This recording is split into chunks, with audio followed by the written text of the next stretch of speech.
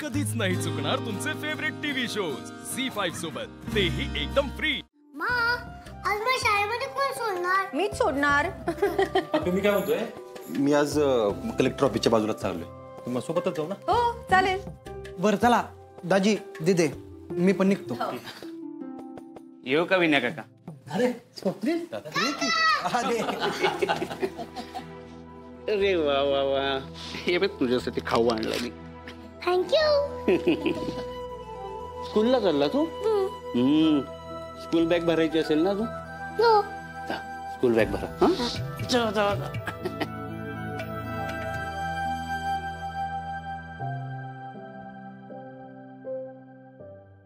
दादा कसा आहेस आणि वहिनी कशा आहेत? सगळं ठीकच आहे म्हणायचं या ठिकाणी।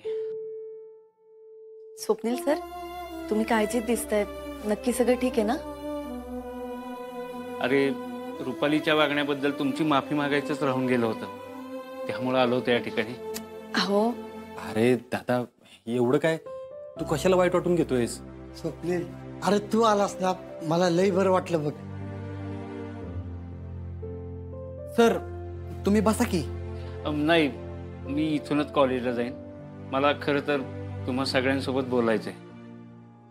दादा बोल ना।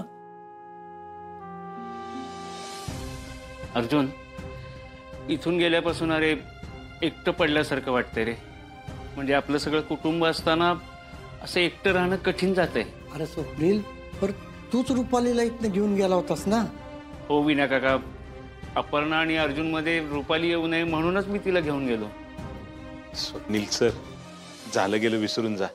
अहो तुमच्या मनात काय आहे ना ते स्पष्ट बोला। बापू, मला अमोलची, इथल्या माणसांची खूप सवय झाली हो। म्हणजे घरी माझं मनच लागत नाही, तर मला असं वाटत होतं की मी आणि रुपाली पुन्हा इथे येऊ का राहायला।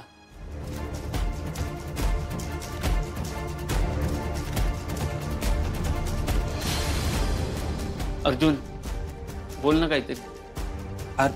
मी अहो स्वप्नील सर, तुम्ही असं का विचारताय? अहो हे घर, घरातली माणसं तुमची आहे, तुम्ही कधी हक्काने इथे येऊ शकता।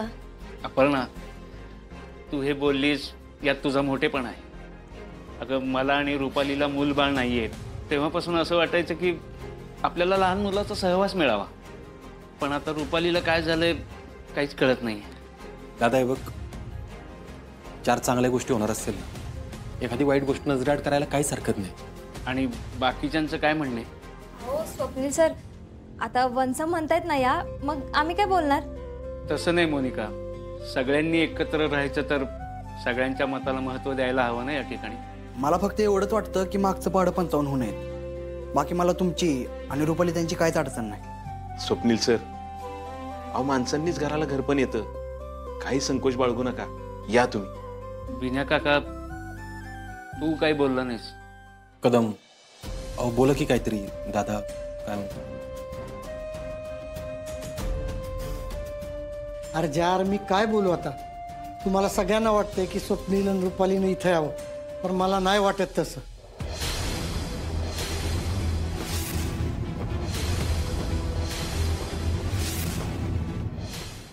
झी5 ॲप डाउनलोड करा आणि पहा सर्व एपिसोड्स एकदम फ्री।